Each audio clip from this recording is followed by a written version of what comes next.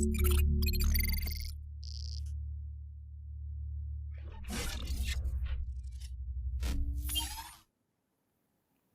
afternoon, everyone. Almost afternoon. My name is Janeeth Rodrigo, and for those who don't know me, I do a lot of things. One of it being I am the general manager and founder of Idea Health, which is one of Sri Lanka's only creator spaces and YouTube approved MCNs. Apart from that, I handle digital media at TV Dharana and also Dharana Macro Entertainment Private Limited, which is the holding company behind Pulse and Mogo Studios. So that's a bit of background about me. You guys are stuck with me for the next hour, and I will be talking about a few things. Right now, starting from morning, we saw Anderson who spoke about how to grow your audience and to use collaboration, and then you heard from Chanel and Shehan, who are two creators I respect a lot, whose journey I've been blessed to witness, who started out small, who started off from a local audience, but has grown to garner a very large international audience. Now, I'm going to assume I looked through some of your applications, I went through some of your channels, but for the purposes of this online workshop, I'm going to assume that all of you are starting from scratch. Even if you are a content creator who's doing content currently, which some of you are, or if you are thinking about starting your channel, right? Take my presentation as a clean slate, right? Whatever I'm going to present to you, I have learned over the last 10, 12 years coaching YouTubers in Sri Lanka. So start this little session with me with a clean slate, and we will see what you can learn, right? Because though you have started a YouTube channel, you might not have started it with the correct foundation, right? And also, a small disclaimer, I might be using the word YouTube throughout this presentation, but YouTube is just an interchangeable word for whatever video platform you're creating content for. Regardless of what kind of genre you pick, you have to always remember that you need to be multi-platform, right? Without any further ado, let's kick in, right? So what is this monetization? Let's start with what is YouTube monetization. Now, I know most of you might know, again, apologies in advance if this information is not new to you, but I have to assume that none of you know what all of this means. So let me just give you a small intro and an understanding of what monetization is, especially on a platform like YouTube, right? So YouTube monetization, for someone who's very new to the platform, is how YouTube has created this amazing ecosystem of creators by sharing the revenue they get from their advertisers, right? So before we talk about how this monetization works, let's talk about what you need to do or achieve to be eligible to earn money from YouTube. Now, if you look at my slide, right, this is the current requirement to join YPP. So YPP stands for the YouTube Partner Program, right? And this is a program that is rolled out country to country. And as most of you know, this program rolled to Sri Lanka about 1.5 years ago. And right now you can legally earn money while you reside in Sri Lanka, right? So you have to, as you can see, meet two very important criteria to apply for YPP. Number one is to, like I said, reside in a country that has YPP. Number two, you have to get 1,000 subscribers, right? And 4,000 watch hours over the last 12 months. Okay, let me explain this a little bit more. Now, 1,000 subscribers is easy for you to understand, right? You need to get 1,000 subscribers. But 4,000 watch hours is where a lot of people are baffled. How do you get this 4,000 watch hours? How much of effort do I need to put to get here, right? So 4,000 watch hours for someone who's very new to YouTube, I've very narrowed it down. I've made it easy, right? So if you upload one video a week, right, and that video gets at least 10,000 views, if you continue to do that for about 4 to 5 months, you can achieve this goal of 4,000 watch hours. Understood? If you upload a video every week and that video gets about 10,000 average views, and you keep doing that for about 4 to 5 months, you will achieve this 4,000 watch hours, right? This is an oversimplification, made easy to so that it's easy for you to understand. But that's the level of effort you need to put in to get to be eligible to apply for YPPA. Once you meet that, you apply, you put your Sri Lankan bank account number, and then money comes every month. But some of you must have heard that YouTube is changing this criteria a little bit. However, please note, this has not rolled out to all countries, and it has not rolled out to Sri Lanka yet. But the new criteria is they've reduced it, made it easier. You have to get 500 subscribers, right? And upload at least 3 public videos in the last 90 days with a minimum of 3,000 watch hours. So they have brought the watch hour requirement down. Or you can get 3 million short views. So it's a either or scenario here. So 500 subscribers, 3,000 watch hours, or 3 million short views. That's basically because one, YouTube wants more creators to earn money. Number two, shorts are a very easy and effective way of getting subscribers and viewership.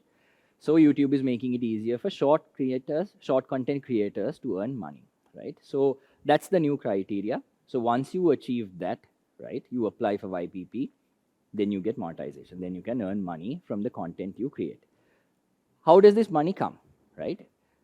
You must have seen, again, this is not no pyramid scheme, right? It's legit, right? So whenever you go onto YouTube to consume a piece of content, right, you see multiple forms of advertising. The first one, the most annoying one, the one that you see as soon as you open a video, the skippable or the non-skippable video, right? The pre-roll, as we call it. And as you can see in my slide, there are multiple forms of videos and ads that are placed in front of YouTube content, right? So in that little graph, you can see advertisers pay YouTube to show this ad in front of your content. Let's say you're a YouTuber, you are doing cooking videos or travel videos. As soon as one of your viewers opens your video, you see an ad from Sampath Bank, say for example, right? Now Sampath Bank has paid YouTube to show this ad in front of your video, right? So YouTube being a good platform, somewhat good compared to the rest of them, right? What they do is they keep a portion of that revenue as the platform provider, 45%, right? And 55% it gives to you.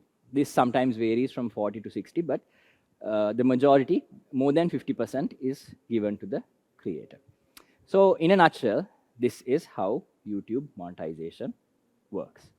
Now, why did I tell you this? Because it's very important for you to understand, okay, where does this money come from? Because there are a lot of wrong notions about how money comes from YouTube. I've heard it all, right? I've heard, okay, you get money for subscribers, you get money for views, you hear a lot of stories like that. But now you know, okay, this is how it actually works. You're actually paid for the ad views, the ads that are shown in front of your content, right? Okay, now you know how this thing works, how monetization works. Now let's assume that you are starting your channel, you're starting your content. One of the biggest problems, I think, especially when it comes to Sri Lankan YouTubers, is we're full of ideas, right? Like a lot of creators come to me and say, yeah, I love to travel, I can cook, I can dance, sometimes I can sing, right? Shall I put all of this content, make it, and put it into one YouTube channel? Will that work? It won't, right? Because YouTube is a very genre or a vertical specific platform. If you look at your YouTube habits, right, you will see that you subscribe to channels that are very specific in the type of content they upload. Chanel and Shehan, they upload travel content, right? Anderson, he does comedy content, right? If you look at Travel with Wife, again, travel content. If you look at Ape Amma or Anoma's Kitchen, it's cooking, it's recipes, right? So it's very important for you to understand that the consumption habit on YouTube is very vertical related, very genre specific, right? Okay, now let's assume that you are just about to start your channel. Even if you have a channel, please think this through, because it will help you really focus and do what you're doing a little bit more effectively, okay? So when a kid comes to me with, all these ideas, right, what I ask them to do is this little exercise. I've done this mainly because it helps me to give advice, right? And it will help you if you are not focused in terms of what you think you can do or what you hope to do, right? So my advice is this: visualize your channel trailer. Okay, your channel trailer is a 1 to 1.5 minute long video, right, in which you have to communicate 4 things very clearly, right? Now you can write this down if you want, right, or you can self shoot this video, right? Practice it, because it really helps you focus and figure out what it is that you can do on this platform, right? Again, be it YouTube, TikTok, Instagram, Threads, whatever it is, right? Wherever you're going to put up your video content, this is the strategy that you have to start with. This is the foundation that you need. Okay, so you have to visualize your channel trailer in which you have to communicate 4 things. Number one, who you are, right? This is not your name. This is not where you study. This is not your home address. This is a good introduction of who you are to someone that does not know you. Okay. Remember this: on Instagram, on YouTube, on Instagram, wherever you are a creator, please be multi-platform. Don't get stuck on one platform, because these are not platforms that you own, right? So things can change, algorithms can change, monetization can change. So because of that, always be multi-platform, right? So on YouTube, especially, right? People love personalities, right? You must have heard about the big, war between T-Series and PewDiePie, right? It's always a creator-driven ecosystem, and people love to subscribe to people, not brands, especially on YouTube, right? So in number one, where you introduce yourself, you have to make someone fall in love with you, make someone like you, so that they subscribe to your channel. Okay. So number one, who you are. Number two, what kind of content will you upload? Now this is very important, right? You can have a lot of ideas, but this is where you dial in. This is where you find your niche, right?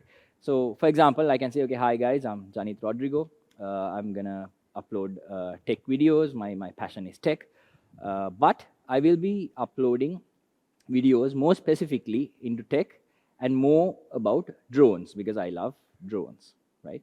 So this is where you carve out your niche. Got it? So number one, who you are. Number two, what kind of content will you upload? Number three, whom should subscribe? This is very important. Again, this is where you define your TG, or your target audience, right? So you have to say, okay, people who love tech but love anything that flies, please subscribe to my channel. Okay. Number one, who you are, what kind of content will you upload, whom should subscribe, and the most important thing, the frequency of your uploads. You have to say, guys, I'm so and so. Please expect a new video from me every Thursday at 6 p.m. Right? Now, what does this do? Number one, my recommendation is you must upload at least one video a week, depending on the platform. So if it's YouTube, one YouTube upload a week. If it's shorts, my minimum 3 to 4 shorts a week, right? So likewise, it gives you a goal. Now you have said this out, right? You've said, guys, I'm gonna upload a new video every Thursday. Now, even if you're sick, even if you're bogged down with your studies, even if your procrastination has caught up to you, you need to upload this video, right? So it gives you a goal. It sets you a target. Number two, this helps you in another way, which is it gives your audience a reason to subscribe, right? So let's assume I watch one of your videos, and then you're saying, guys, I'm going to upload another video every week, every Thursday at 6 p.m. That gives me a reason to subscribe. Why? I know that there is fresh content coming on this channel. Simple, right? So this helps you in 2 ways. And this is the 4-step little exercise that I give you, right? Even if you have a channel, do this. If you want to start a channel, try this out. It'll really help you focus and at least help you figure out, okay, where can I start this channel of mine? Okay. Next, now you have an idea, right? You know, okay, this is the kind of stuff I want to do. This is my target audience. Next, we are going to plan your content. Okay. As you can see, I have mentioned 3 types of content here: hero, hub, and hygiene. Again, apologies if you watched my videos, if you follow my channel where I talk about this until I taste blood. But this is a very important thing. So I will again assume that you've not seen any of my previous content. So I will go through this with you. So there are 3 types of content that you need to upload to run a successful YouTube channel. Okay. Again, YouTube channel could mean any platform. This is essentially a video strategy, a video content strategy for whatever platform you're uploading content for. Number 1, we talk about this thing called hero content, right? Hero content is the most easiest content type to explain, right? That's in Sri Lanka, in colloquial terms, we call this viral videos. A hero content, as you can see in this graph, now this graph, the vertical axis is content activity. That means it could be views, it could be subscribers, it could be money, monetization, right? And on the horizontal axis, it's time, January, February, March, April. As you can see, a hero video, as soon as it's uploaded, a lot of people consume it, a lot of people watch it. However, as steep as the curve is, the valley is equally sharp. Why is that? Hero content is only hero for a very short period of time. A viral piece of content is only viral for a very short period of time. Its expiry date is very short. Just think of the conversations, the topics that prop up even in our country, right? Whatever we talk about now is not what we will talk about in 2 weeks, right? That's just human nature, right? So even when it comes to your hero content, even if you have the most viral video, right? Anderson, who has a lot of viral videos, right? You will see his content. However, that content has a very short expiry date. So you can only get viewership, money for a very short period of time with hero content. But okay, so a lot of people ask me, what can I do? What's the trick? Or what is there a hack to make hero content or viral videos? It's largely dependent on 2 factors. Number 1, your creativity. You need to have that, right? Number 2, the hack is, if there is a topic that is currently trending in society, that is currently being talked about online, if you do content that is aligned with that or about that, there is a large propensity or bigger chance of that video becoming viral, right? You see Anderson doing it, you see some of the bigger YouTubers, even in Sri Lanka, doing it.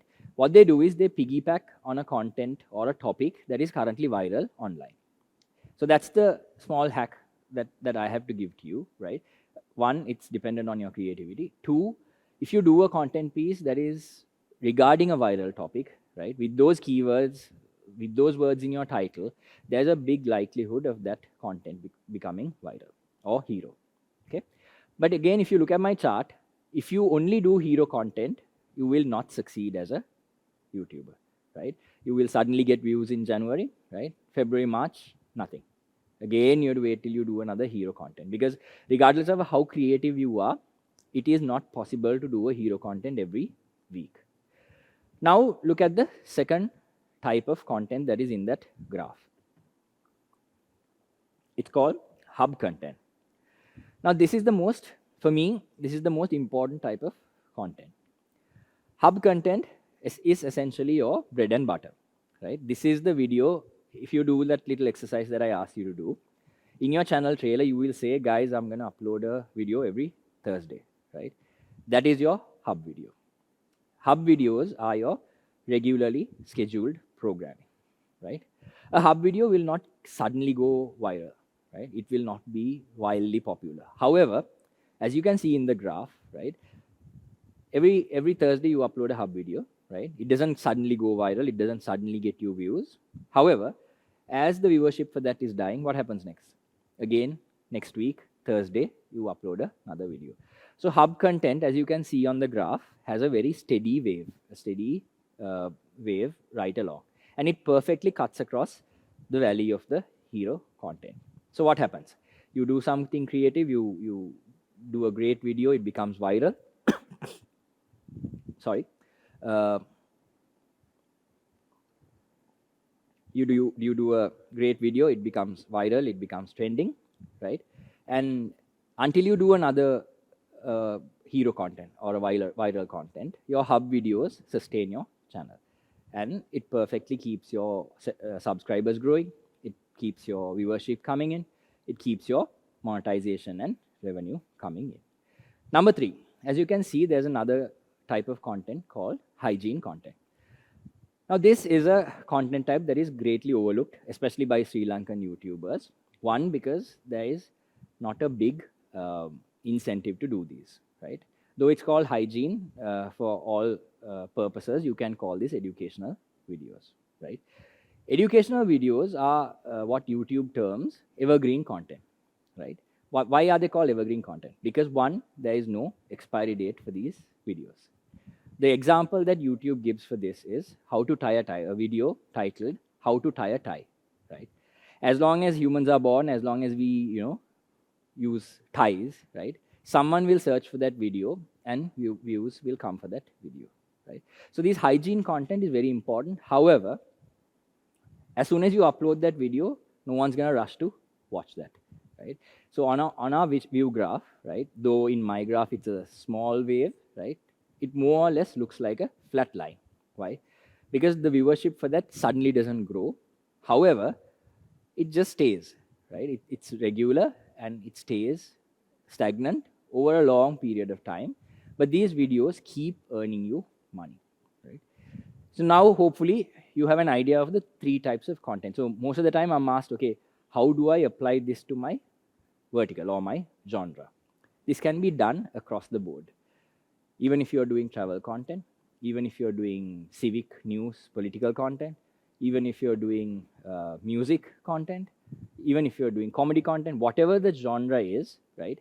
You can apply this principle and think of the three types of content that you need to do, because there needs to be a good mix of these three. So I will give you an example based on my experience and some of the creators I've worked with, right? So most of this content sometimes is in the content that you already do, right? So when I was helping out Travel with Wife, Kasun and Shamri, who will later be speaking today at the Sinhala workshop. Please, if you understand both languages, log in the evening as well, right? So when we looked at them, they were doing their hub content perfectly. They uploaded a weekly vlog, right? They did their hero content very well. Suddenly, some of their videos became viral. However, one thing I realized is they were not doing educational or hygiene content. And then when we had a chat, what we realized is that content is already there, right? They go traveling, they come back home, they edit their videos, right? How I edit my video is an easy hygiene content, right? They go traveling, right? And they need to pack a bag, especially with a lot of camera equipment. Now they have a lot of baby stuff, but a lot of camera equipment, right?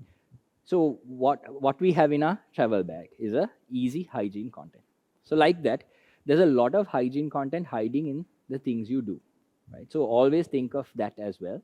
And if you have a good mix, right, of these three types of content, I assure you that whatever you do, whether it be uploading content on YouTube, Instagram, TikTok, wherever the platform is, you will succeed, right? Again, I know this is a bit of theory. If you have any questions, send them in. I try to keep my session today short because there are a lot of questions that usually come in. So I will answer all those questions once I go for a small break. So keep the questions coming, right?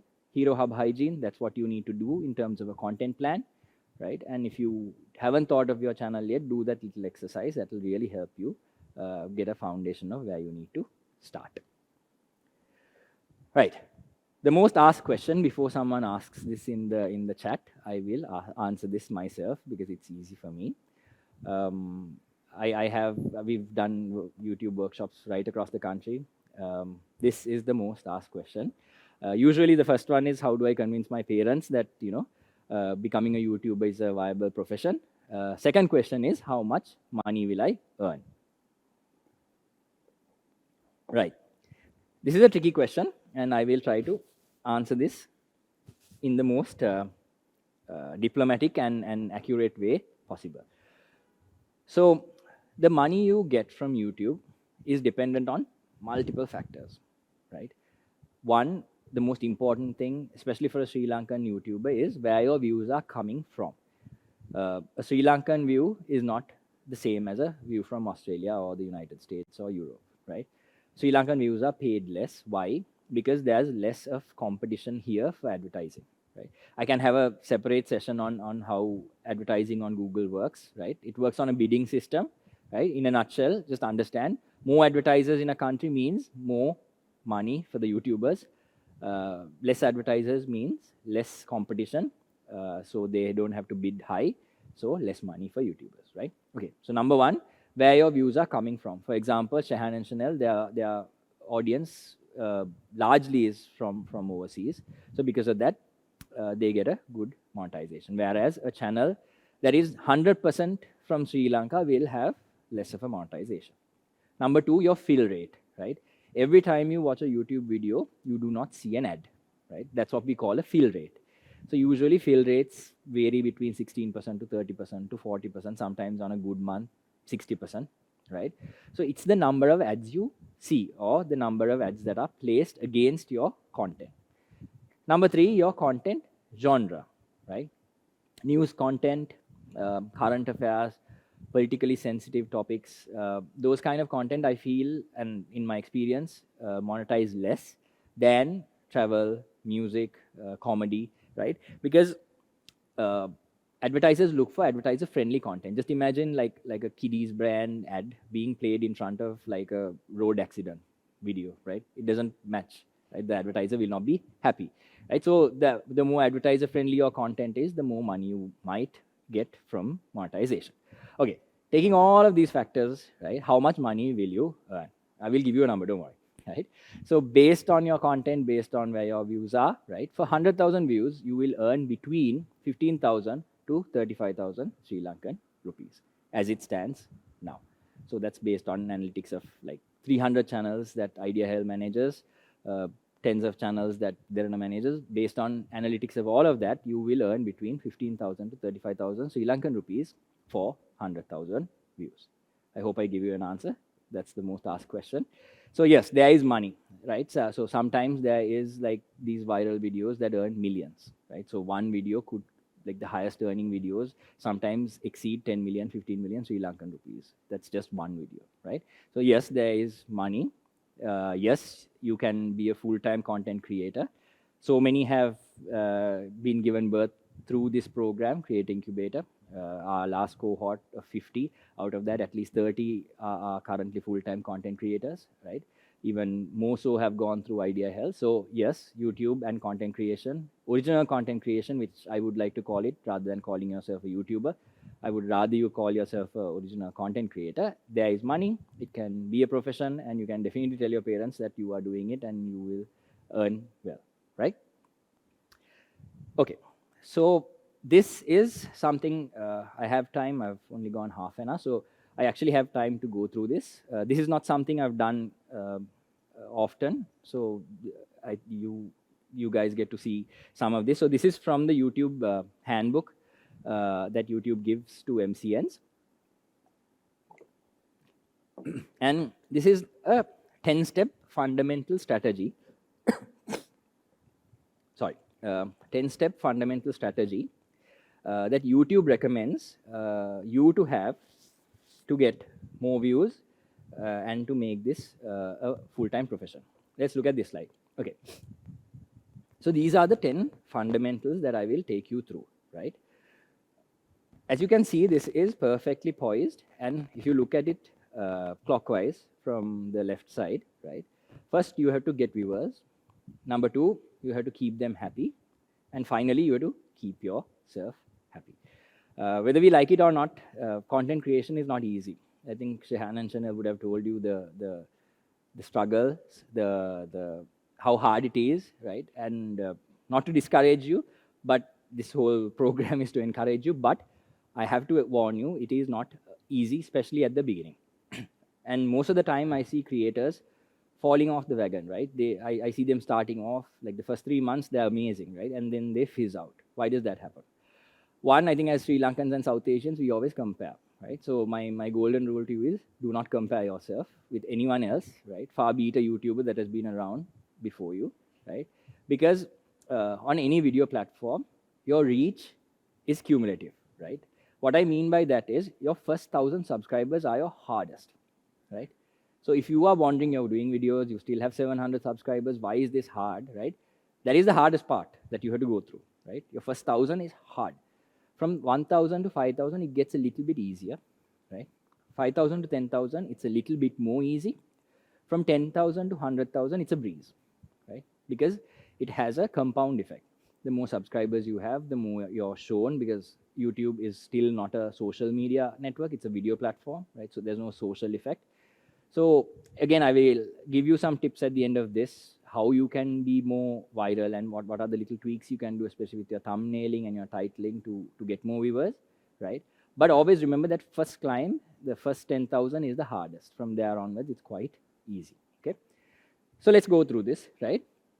Let's start one by one, but always remember, get your viewers, keep them happy, but also most importantly, you have to keep yourself happy for this to be a long-term venture. Number one, shareability. Again, remember that this is something that YouTube gives, right? So what makes a video or a piece of content shareable? They give you 4 indicators to a content that would be shareable. You have to, 1, be topical, right? So I told you about this, right? When a story is breaking, see if there's a way you can craft an episode or a video around it. This is more or less down the lines of my hero content strategy, right? So you have to do a topical video. That is something that is already being spoken about. You do something regarding that, there's a chance your video will be shared. Number 2, be relatable, right? Now, for example, like one of the examples that's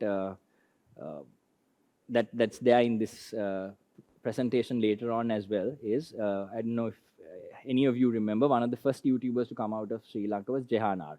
Unfortunately, he stopped creating content after he was hired by YouTube. But one of the videos that he did that was called Shit Sri Lankan Mothers Say, right, that went extremely viral.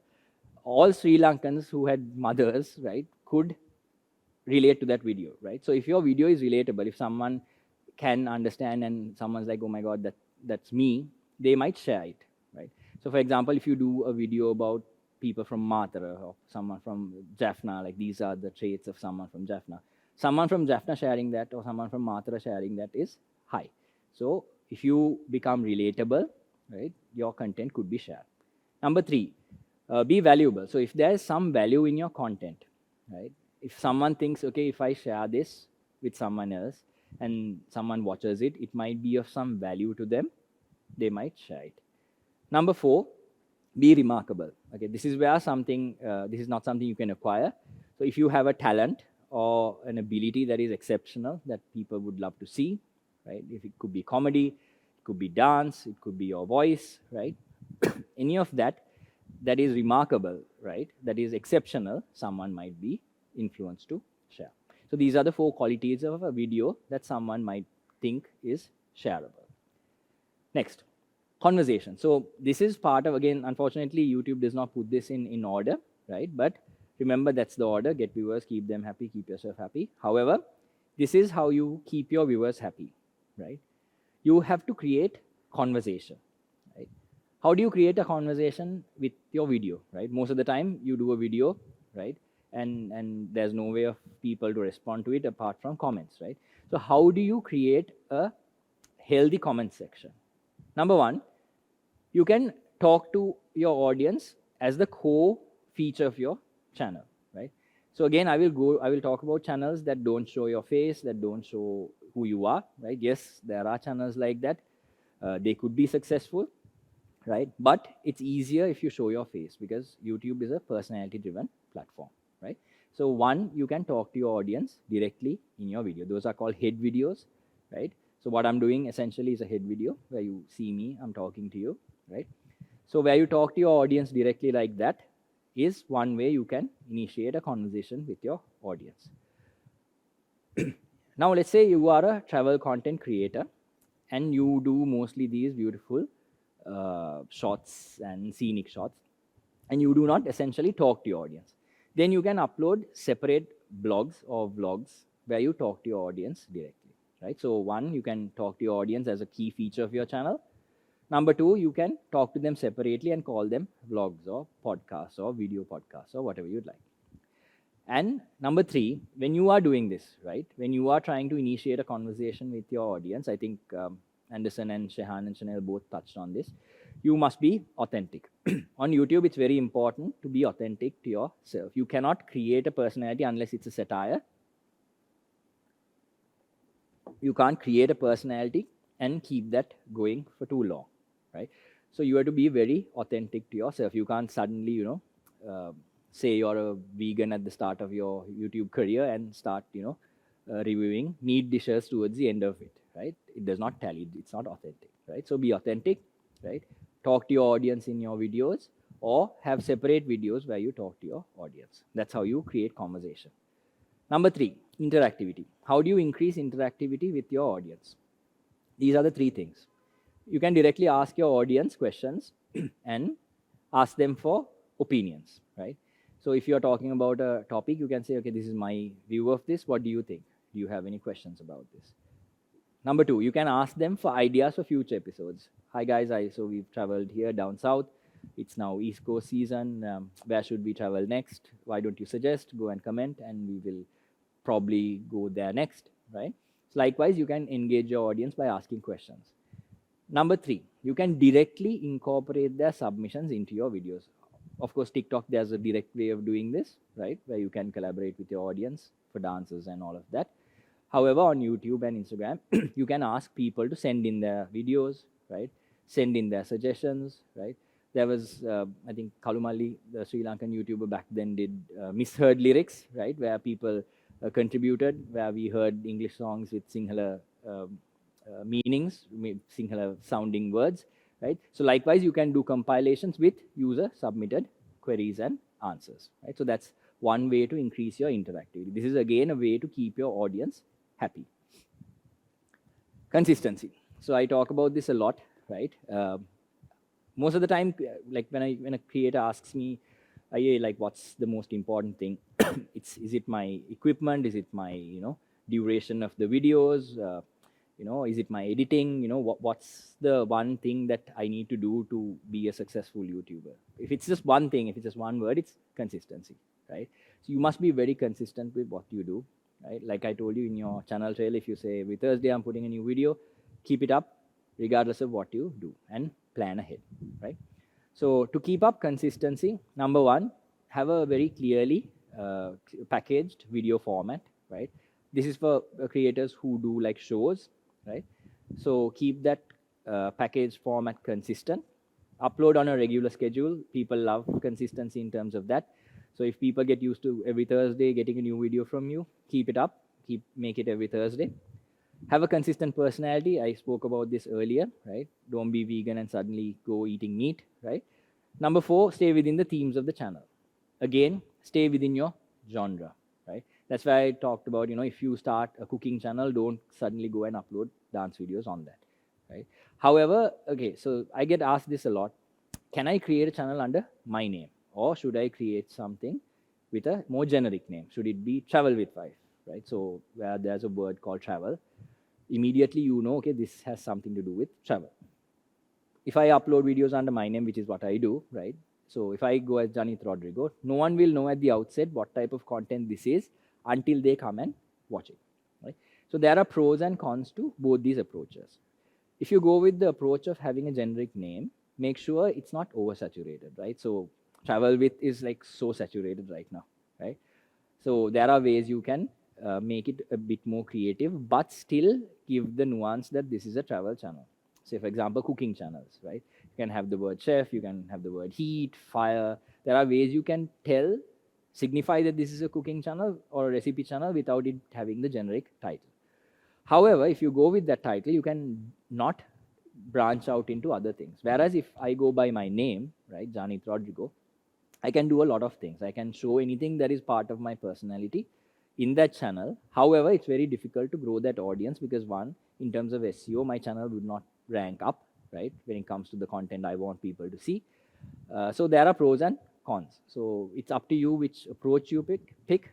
Most of the time, I would suggest you go with a generic name that has a indication of what kind of content that channel has, right? But if you want to be like Casey Neistat, where he's showing off his personality, you can do that as well. Okay, so consistency we covered. Number 5, targeting. So there are multiple ways of targeting your audience. Most important thing, like I said earlier, you can target people at the channel level name. This is the most effective. So if your channel name has the word travel, people know this is travel and you will rank high. You can target audiences through a show level or what I call the playlist level. So for example, if I'm a tech YouTuber, if I'm a travel content creator, I can have separate playlists for Mirissa, for Gol, for Candy, right? So I can target different audiences. If like Chanel and Shahan, they've done a series on Bali, you can have a playlist on Bali, right? So likewise, you can target different audiences at the show level or the playlist level. Number three, you can target audiences at the individual video level, right? I love that the example here is a Sri Lankan example that YouTube gives, right? Again, Jehana's video. So if you want to get a new audience, right, you can always target people on the individual video level as well. And also you can do something called, like, you can look at an underserved audience and target them. So if you find a niche that is not being catered to right now, you can definitely do videos on that and target a new audience, right? So we covered targeting. Now we are talking about sustainability. Okay, so this is very important, especially for you guys who are new or thinking of getting into this, right? In the beginning, right, think light and nimble. It's not about the camera. It's not about the effort you put. It's not about how expensive your editing rig is, right? It's about the consistency of the content. So if you think light and nimble, right, shoot with what you have. The best camera you have is the one that you have, that's in your hand usually, right? Shoot with your phone, it's completely fine. You can upload shorts, you can upload reels, right? So think light and nimble, get a tripod, a few lights, right? Sometimes you can use natural light, that's completely fine. And do the videos. That's all that matters. Keep uploading, your quality will improve with time, okay? Number two, be realistic. A lot of YouTubers start part-time, right? You have a job and you start this as a part-time thing. So always be realistic of the effort you can put. Don't claim to, upload 5 videos a week when you can't do it, right? So be realistic.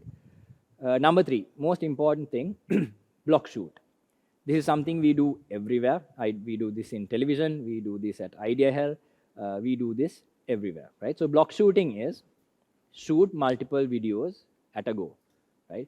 So normally it's easy to set up to shoot one video, right? So you can shoot multiple videos once you shoot it, okay?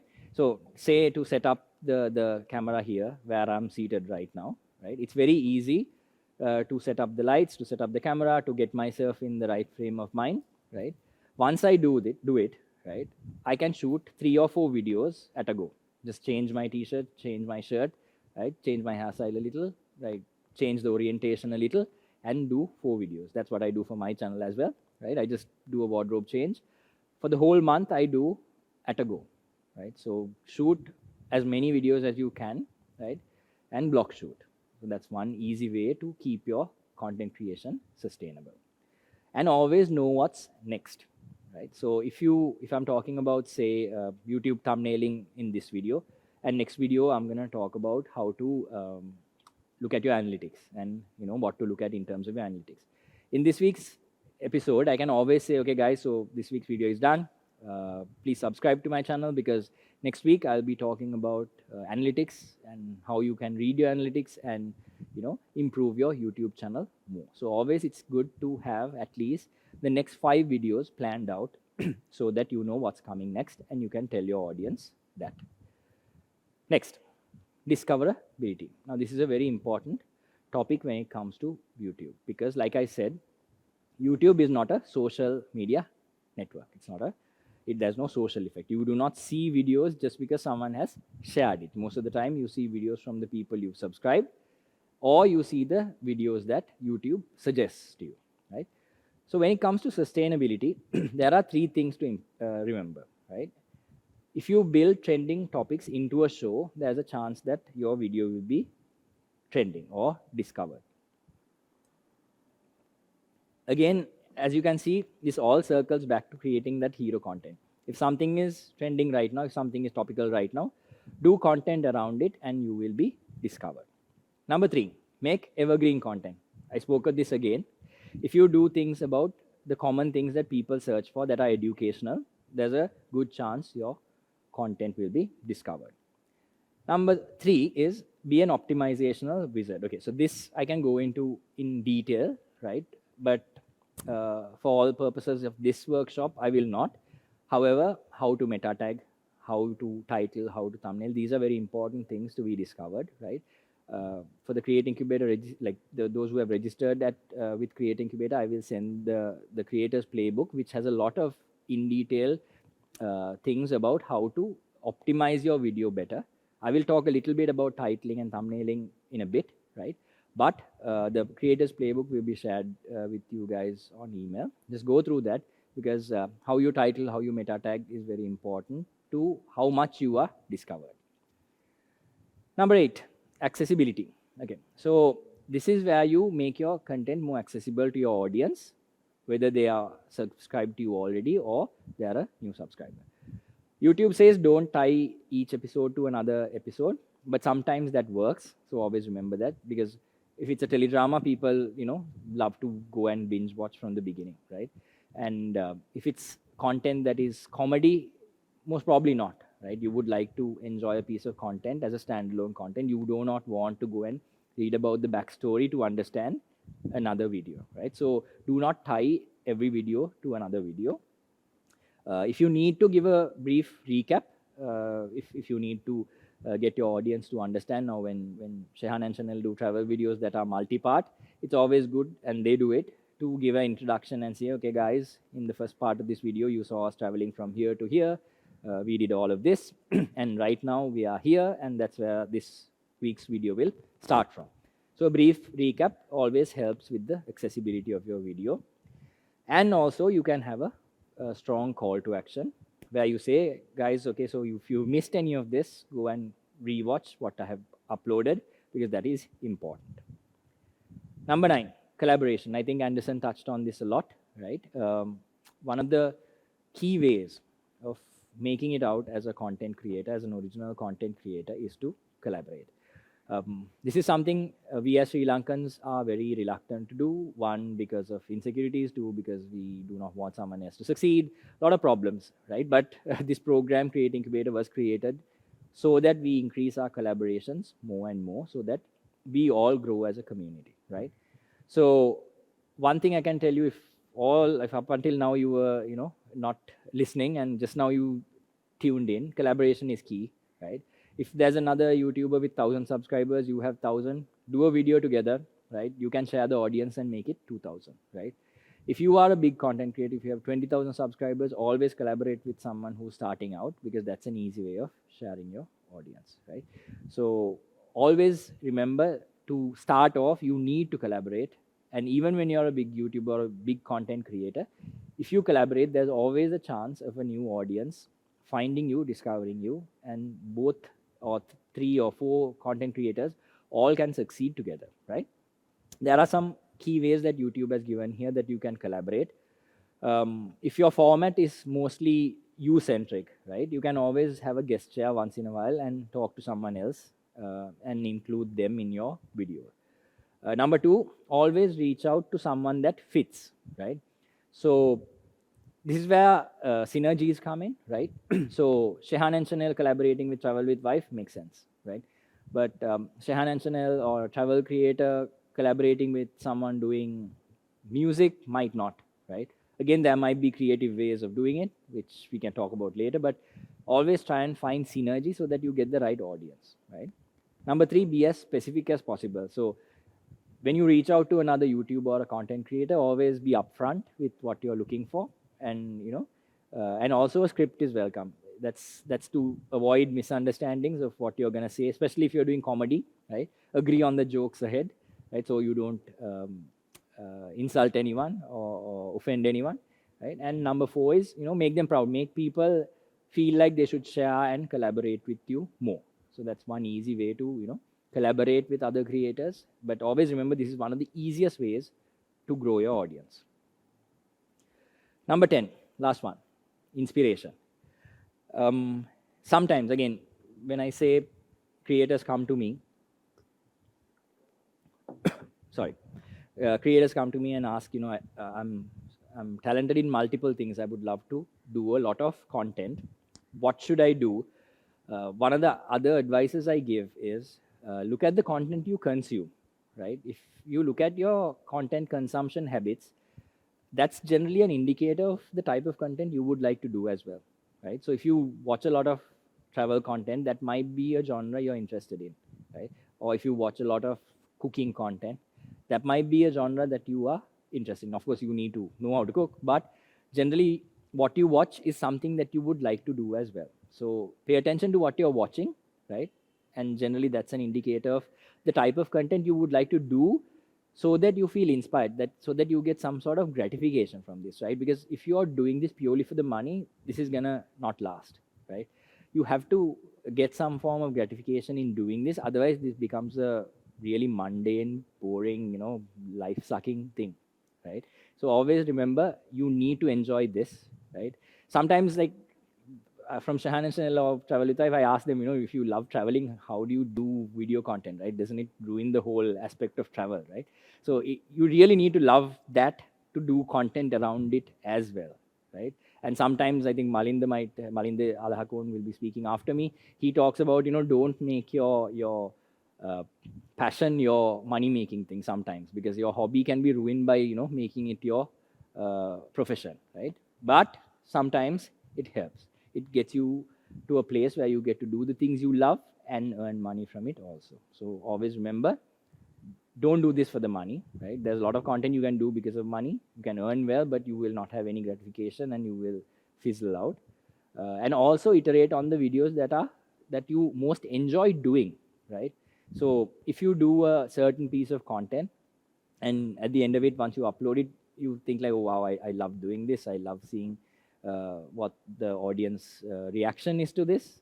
Do that. Iterate on that. Iterate means like change it up, because content creation, always remember, is an iterative process, right? If you go back to, say, Casey Neistat's early videos, go right down to his channel and see the first pieces of content he puts, right? It's very different to what he puts now. Why is that? He has iterated. He has looked at what he's doing well, what he loves doing, what his audience loves, and he keeps iterating. So content creation is also like that. Always take notes based on what your audience says and keep changing and improving. Look at your analytics and see where people drop off. Okay, you have a 20-minute long video. At 12 minutes, people are dropping off. Maybe you need to shorten that content, right? You have a 5-minute long video, people are dropping off after 1 minute. What did I say at that point? What pissed them off to, close that tab? Or was I boring? Was I saying a lot? So there are a lot of things you can learn if you iterate, right? So also look at things that you enjoy doing the most and iterate on those. Avoid doing videos that are just to be popular. Again, that will not last if you keep doing things just so that they become popular, right? And also, if you're a company, if you're thinking about a brand, that you have to think about content that is true to the brand. So that applies to you as a creator as well. Always remember, once you put your videos out there, once you become a creator, you are a brand in itself, right? So you must do content that is true to you and your values. Okay, right? So I think we covered the 10 fundamentals. I'm going a little short on time, so I will quickly run through this, right? Camera can come back to my face because I'm going to explain something. On YouTube, I explained and I said multiple times before that the most important thing to understand about these video platforms is that they are not social media platforms, right? And increasingly, right, in the beginning of YouTube, a small story, right? In the beginning of YouTube, people discovered YouTube videos on other platforms and came to YouTube to watch it, right? So people would discover you on Twitter, Reddit, and then come to YouTube to watch your content. But YouTube did not like this, because being a platform that wants to monetize, they want to keep the audience there itself, right? So increasingly over the years, YouTube, again, any video platform, has implemented a strategy where your CTR, right? I'm going to talk about CTR a lot, but remember, CTR stands for click-through rate, right? Your CTR has become your most important thing, right? What does that mean? When YouTube shows your thumbnail and your title to someone, right, the percentage of people who click on that video determines how many more people YouTube suggests that video to, right? So increasingly, becoming a successful YouTuber has become a game of a really good thumbnail with a really good title, right? That's it. Because you can do the best form of best content ever, right? But there's no point if no one clicks on it, because then they won't see it. So to get that view, right, this is something not a lot of people talk about, right? Your CTR is your golden rule, right? If you have a CTR of 10, 15, 20%, you're good. If your CTR is lower than 5%, then something is wrong. I will give a small hack to you. I know this is a bit advanced, right? But I want to really share this with you guys because I feel it's very important, especially if you're doing content, right? So we are going to talk about this subject of clickbait, right? Because if you're talking about click-through rates, clickbait is a topic we need to talk about because there are, for me at least, right? Clickbait is a neutral term. It's a knife. You can operate on someone with it or kill someone with it, right? You must use clickbait one ethically, right, and correctly to get views for your channel. I'm sorry, this is in Sinhala, but I will tell you in English what this means, right? So on a spectrum, you have to look at where your titles are. On the vertical axis, right, it is how much information is withheld from your audience, right, on the vertical axis. On the horizontal axis, right, how much curiosity your title gives, right? So on the vertical axis, it's how much information you withhold. On the horizontal axis, right, it's how much curiosity you garner in your audience or how much you mislead someone, okay? So usually, if you're doing a good title, an ethical clickbait title, you need to be in that middle quadrant, right? Now, if you look at examples in the extreme end, right, those are the things that you shouldn't do, right? And that's the type of content that I would call unethical clickbait. So in that extreme corner, right, now, imagine a title like this, right? 90% of humans do not know this fact. What is that title, right? It doesn't give any information. It has no value. It has no indication of what the video is, right? So it's on the extreme end of both the axes, right? And it's wrong. That kind of title will definitely not get you views. Sometimes it might, but you might get demonetized.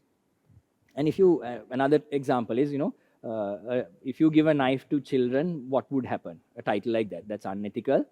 It's clickbait, it's wrong. And if you look at the other end, right, the opposite end of the spectrum is very boring, mundane, like non-clickbait titles, right? The human digestive system, how it works, I wouldn't click on that, right?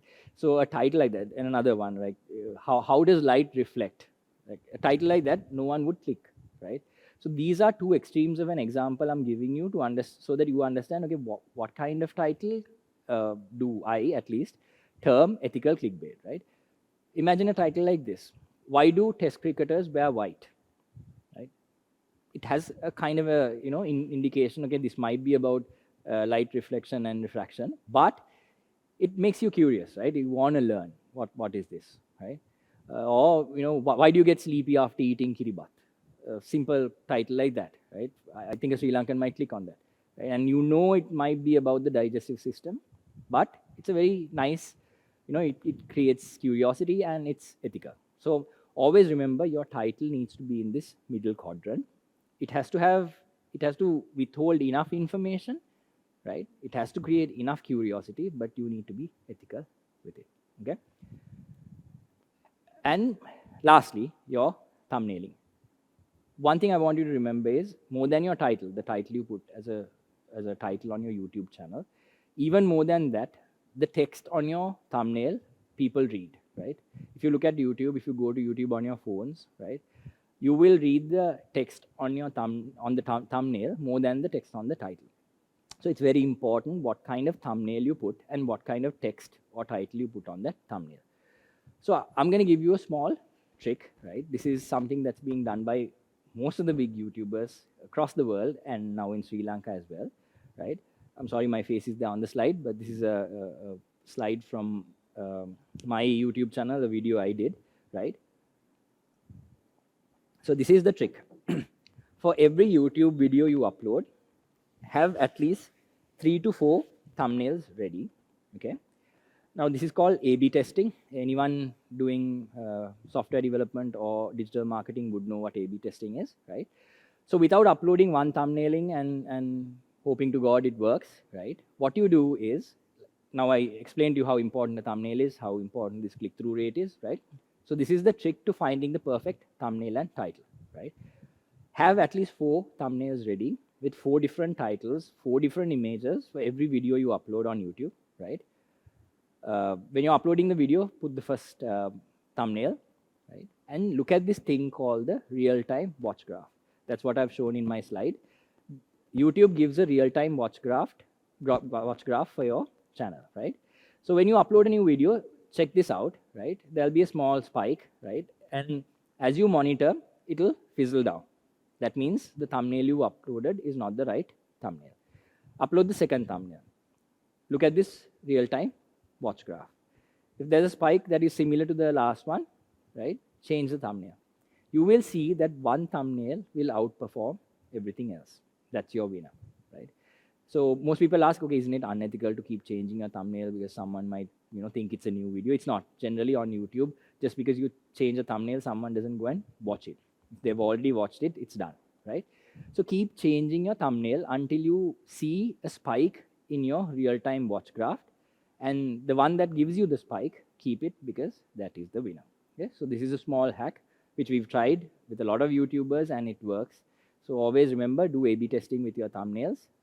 Have about 3 or 4. Keep changing them until you see that spike. And after that, you can keep it perpetually. So that's my little trick for getting a better CTR.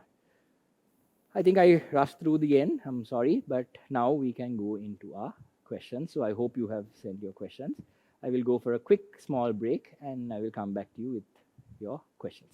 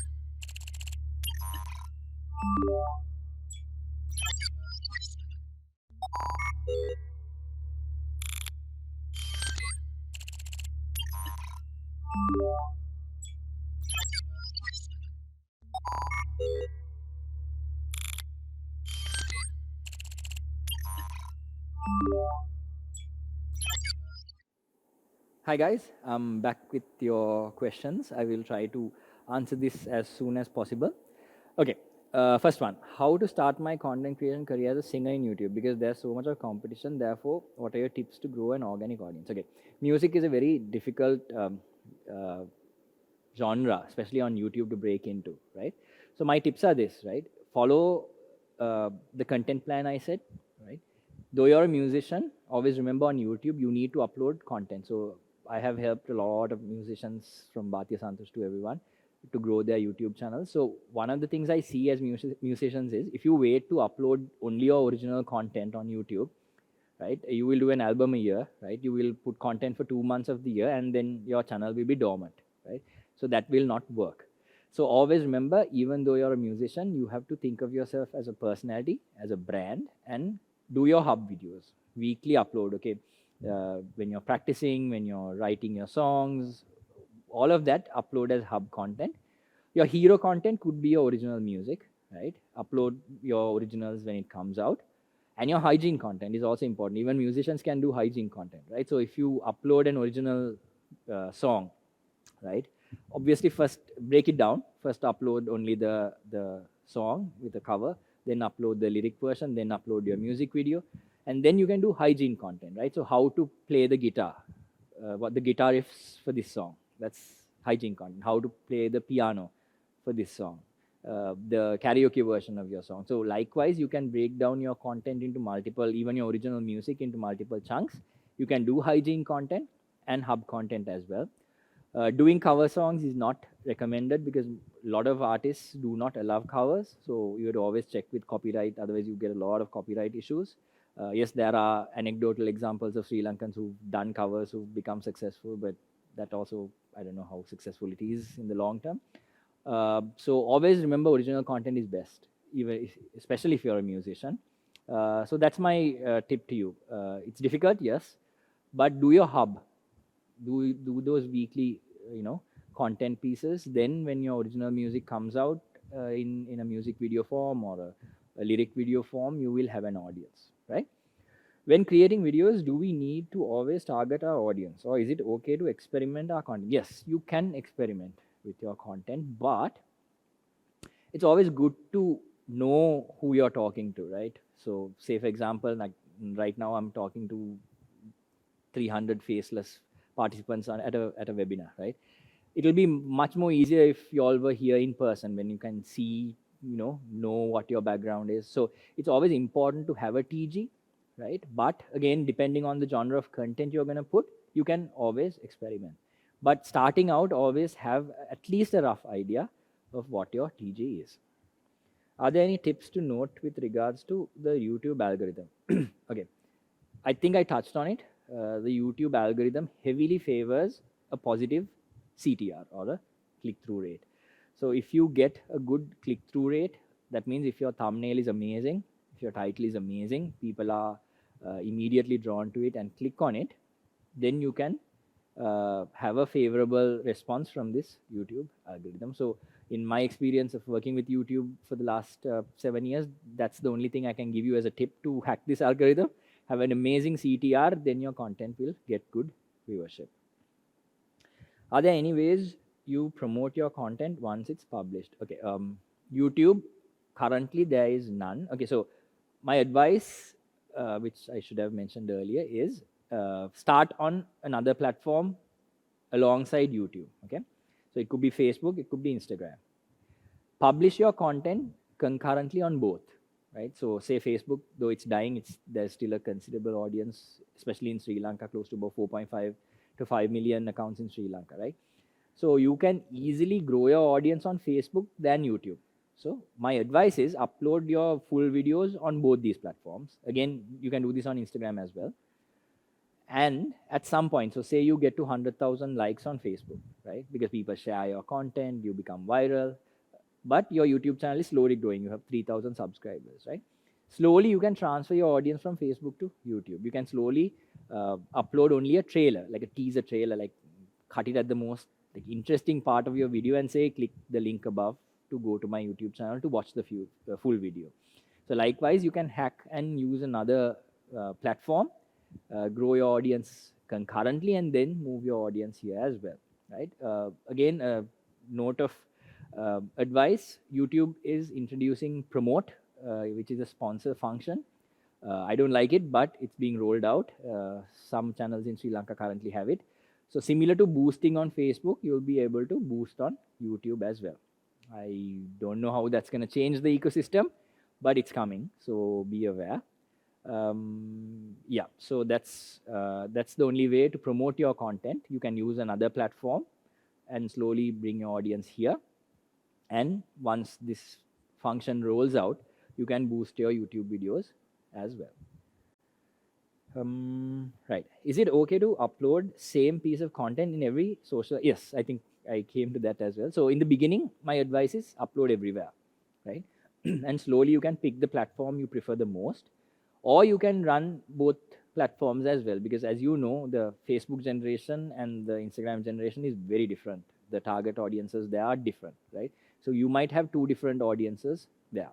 The YouTube audience can't perfectly intersects the YouTube, the Facebook and the Instagram audience, right? So you can be multi-platform, but always remember, be on a platform that brings you monetization as well. So Facebook has monetization. It's rolling out slowly. Some Sri Lankan channels again have it. So once that is fully rolled out, you can obviously monetize on Facebook, monetize on YouTube, and have your content on both platforms as well. How often do you suggest to post on socials to grow a certain amount? Okay, this is very platform specific. So on Instagram, you need quite constant posting, especially when it comes to stories. So in terms of brands, what we follow is at least 7 stories, 7 to 10 stories a day. Weekly, at least 4 posts on Instagram. YouTube, at least 1 video, but shorts can be 3 to 4 shots, or at least 2 shots on YouTube. So those are my recommendations. But again, you can increase, decrease based on how much capacity you have and what your audience expects. Right. Is there a way to stick to doing videos in Sinhala and also make them applicable to an international audience? No. So if you do videos in Sinhala, in Sinhalese, there is no way to reach an international audience. So that is the dilemma Sanel and Shehan had at the beginning. They asked me, should we do content in Sinhala because it's so frustrating to grow, it's so slow, right? But had they done Sinhala content and in content in Sinhala back then, yes, they would have a bigger subscriber base, but all based in Sri Lanka. However, they took the harder path, did content in English, but they have now 100,000 subscribers, mostly overseas. So it depends on, if you really want to go for an international audience, I would not recommend you do content in Sinhala. How can you recommend contents similar to dance fitness with copyright music when it comes to monetization? Is there, and also, will that kind of channels survive? Dance fitness, okay, it's a very specific content type which I like. Yes, so for a dance fitness channel, music will be the biggest challenge. However, there are a lot of songs that are done similar to popular songs that are royalty free. So at least at the beginning, start with using royalty free music if you can. And then once your channel hits like 50,000, 100,000 subscribers, you're in a position to appeal to certain, singers, certain musicians, certain labels to get the rights to do content. So most of these popular dance channels on YouTube have an agreement with most of these big labels because they've become big and the music label also likes to collaborate with them. So in the beginning, my recommendation is do royalty free music. And then once you get to a position of bargaining, you can talk to labels. Right, okay. Is the Hero Hub hygiene theory applicable to short form content? Yes, absolutely. All 3 of those content types can be done for short form, right? So hero content would be your short form content that go viral, right? Hub content would be those shorts that you regularly upload, right? And hygiene shorts could be the educational content, but in a shorter, more condensed form.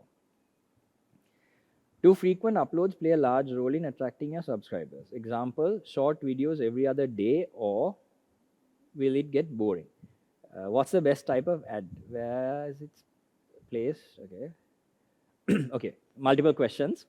Do frequent uploads help in attracting more subscribers? Yes. That being said, I don't think it's practical, but don't upload 3 videos a day, right?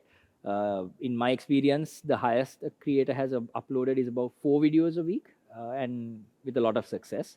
So more videos do translate to more subscribers. But my recommendation is wait till your viewership starts to fizzle down. Okay, so you upload a video on Monday, right? You are getting views. You can see the graph still climbing, right? Wait till it hits saturation. Wait till it starts to decline. Then upload your next video. So always go through your analytics and see when the decline is, and then upload your next video if you do not have a regular uploading schedule. Next question, what's the best type of ad? I think you mean the best type of ad to get paid. So pre-roll pays you most. That clickable, the non-skippable ad that gets played, that is the one that gives you the most amount of money. Yeah, so that's the question, right? What's your opinion if we do videos in both English and Sinhala? or do we need to consider only one language? Again, this depends on your TG, your target audience, right? Uh, General, if I knew more about your channel, I can give you more specific advice. Again, you can reach out to me on IG. I'll talk to you more. The general advice would be pick Sinhala, English, or Tamil. Have one language. Singlish has worked for some audiences, but at the end of the day, you are still getting a Sri Lankan audience. So if your target is Sri Lanka, yes, Sinhala English mix, Sinhala might work. But if you are still looking at an audience that is outside of the country, that language segregation will be needed. Right. Would you advise that the creator adjusts their strategy along the way to improve? Yes, absolutely. Iterative process content creation is. So keep changing your strategy based on the input you get from your audience. Okay, I'm going really over my time, guys. So I'm